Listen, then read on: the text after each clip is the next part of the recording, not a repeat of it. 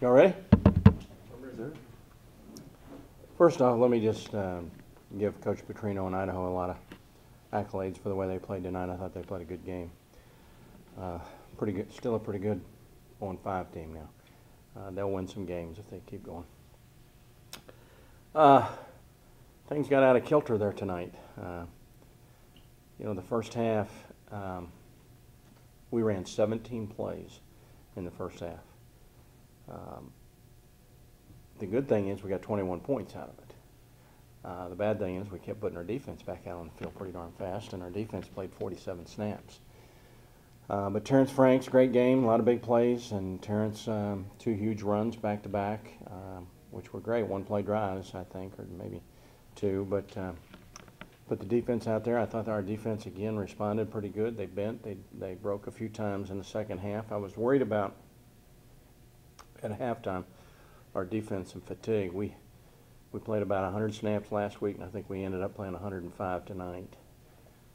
The unfortunate thing about defense is you're the only one that can get yourself off the field. So it's not like somebody can help you. You got to make a play and you got to get off, and they weren't able to do that well enough at times. But we made the play when we needed to. Mike Odiari had 4.5 sacks tonight. I think as a team we had 9. Is that right, Rick? 9 sacks. Got some stops in the red zone. Those are always huge. Kept points off the board there. They missed field goals. So all those things added up. We're just the kind of team, as I tell our players, it's going to be a 60-minute game. It's going to be a little ugly sometimes. We just got to find a way to make another play or two, and fortunately we found a way to do that tonight. So great interception by Jermod Williams there at the end of the game to get the icing on the cake for us. Y'all good? See you tomorrow. Coach, tonight, do you think over the past 3 years, Terrence has been splitting time with Curry and then Rob got both of the carries last year? Do you think tonight was a type of statement game where he can kind of move ahead of the pack and get their primary role as a starting back, do you think? Well, he started last week. He started this week. It's hard not to play Rob Lowsome. I mean, he's a good player. We didn't get into enough of a rhythm to really take him out. And the plays that Terrence scored on were certainly plays that fit him good and his style. Terrence, from our standpoint, we consider Terrence a starter. We consider Rob a starter. We only send one back out there, but we really both consider both those guys starters. And then I think what Coach Conway does, and as we get into the game, who gets into the flow, who seems to be seeing and feeling it, is who he goes with. And Terrence got into that tonight, and he kind of went with him more than he did Rob. Were they different plays on all 3 runs, or same call each time? Different plays on all 3 runs. Different ones. It looked like he went off guard, at least the first couple, but it was different. First one, first one was, both of them were kind of off tackle, the first 2, and then the third one was outside. This is the second straight, down to the wire victory. First off, how do you handle these games? And second, what does this say about the team, going forward, that they're able to, come and, win close games? Well, you gotta commend our guys for the heart and grit and fight that they've shown all of the last month. I mean, we come up on the short end versus Navy and Illinois, but last week to go triple overtime and on the road and find a way to win, and then tonight. And, I told the guys all week, and I think they feel this way, that we wish it could have gotten over with a little quicker, but we just got to make one more play. And right now, where we're at as a program and the closeness of the competition of the Sun Belt,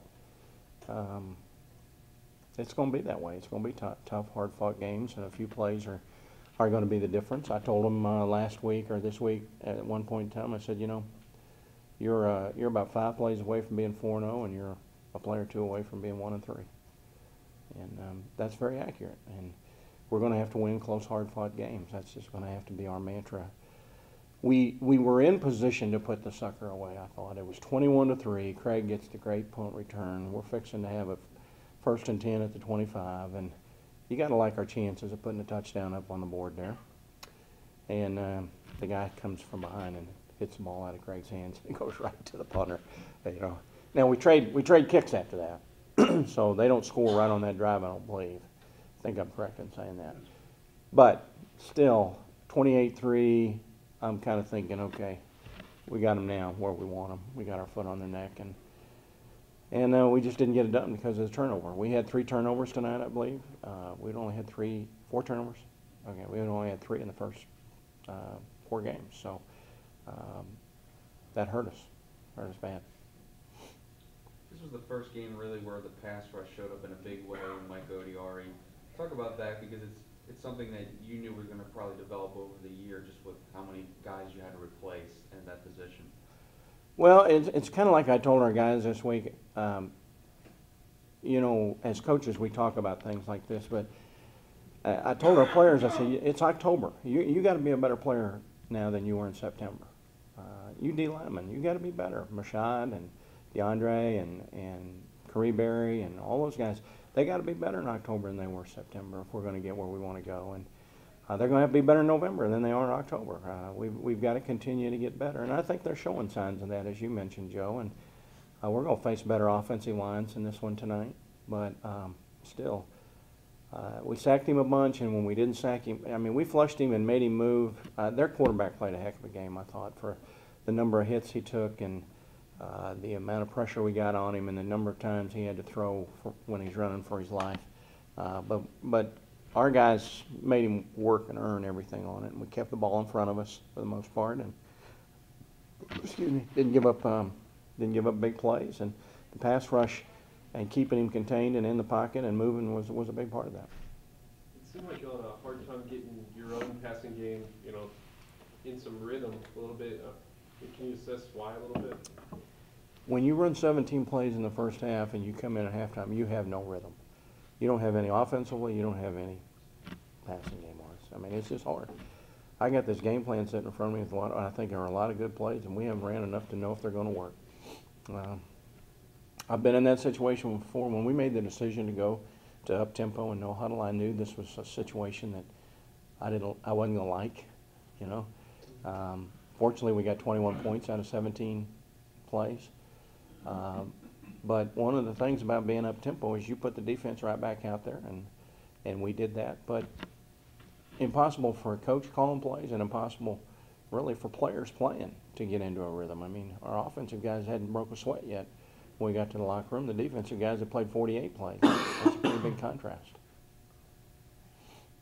Can you talk a little bit about your defense and your confidence to come in and, you know, gear more towards the run after you've played, you know, 3 real pass-happy offenses against Louisiana Lafayette, is what I'm saying.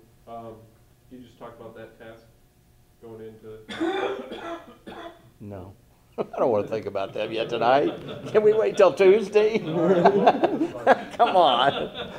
They're their own different creature. Let's wait on them. We know we're going to have our hands full. We remember. I tell you the good thing, if you want to look ahead just a little bit, we don't play till a week from Tuesday. So we get a chance to take a deep breath here, recruit a little bit as coaches, but our players, we'll probably go ahead and work out tomorrow, get the soreness out. Monday's their off day. We probably won't practice Tuesday. We'll probably lift and watch film maybe. Practice Wednesday and Thursday, may take Friday off, and practice Saturday, Sunday, Monday.